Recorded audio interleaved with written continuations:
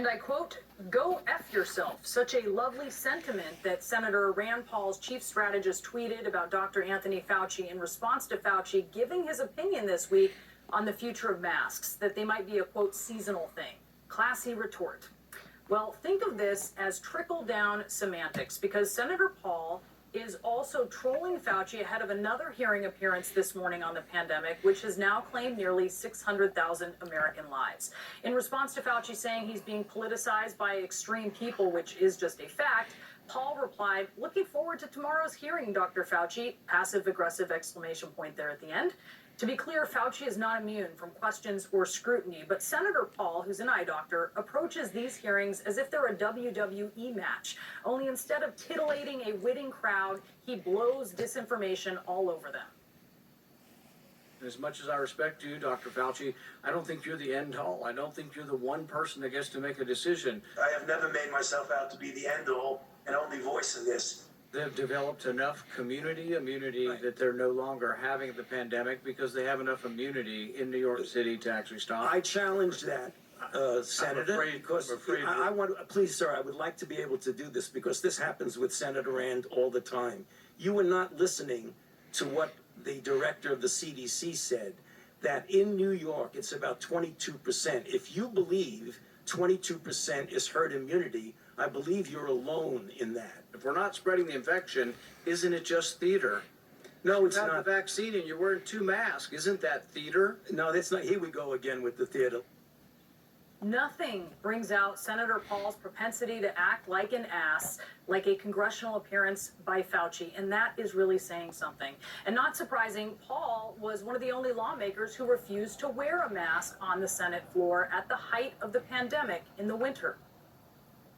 I would like to ask Senator Paul in front of everybody to start wearing a mask on the Senate floor like the entire staff does all the time. I wish Senator Paul would show the respect to his colleagues to wear a mask when he's on the Senate floor walking around and speaking.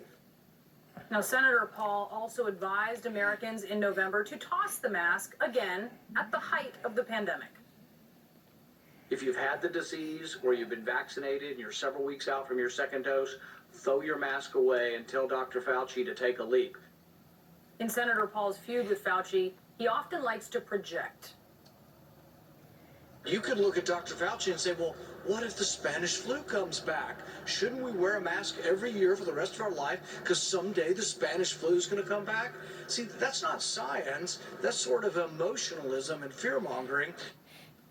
Fear-mongering. At least Senator Paul is sticking to his area of expertise here. Are they going to hold me down and stick a needle in my arm? They probably will, because these people believe in the idea that they are so right and that their cause is so righteous that they can inflict it on others. But the fraud happened. The election in many ways was stolen. I don't like the idea of telling private business owners. I abhor racism. I think it's a bad business decision to ever exclude anybody from your restaurant.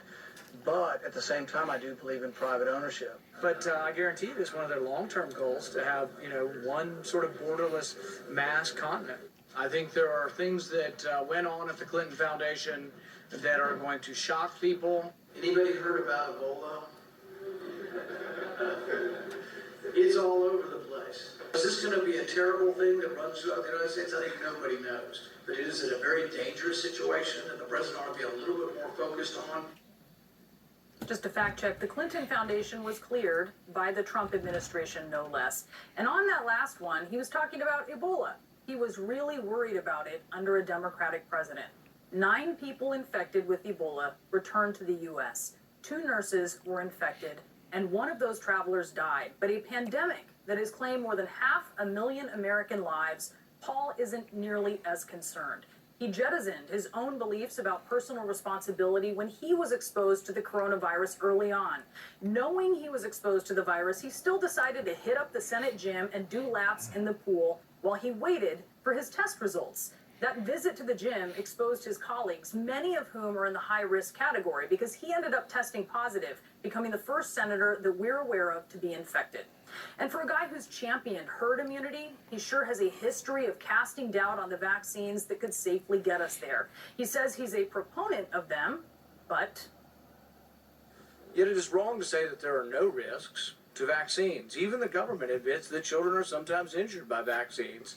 I've heard of many tragic cases of walking, talking, normal children who wound up with profound mental disorders after vaccines. Now, in December, despite having the privilege and opportunity to be among the first Americans vaccinated, Paul said, quote, "I have not chosen to be vaccinated because I got it naturally. The interesting thing is that no more than a handful of reports of people getting it again, so there's every indication that having been infected with it provides strong natural immunity." Well, like Elvis's Kentucky Rain, Rand Paul's COVID BS keeps pouring down, and it's enough to fill the swimming pool in the Senate gym. Oh, I see what you did there. That's why we have chlorine. That was something. And again, to troll Dr. Fauci before he's coming in for the hearing today, that really does tell you where the head is of the senator. Excellent work.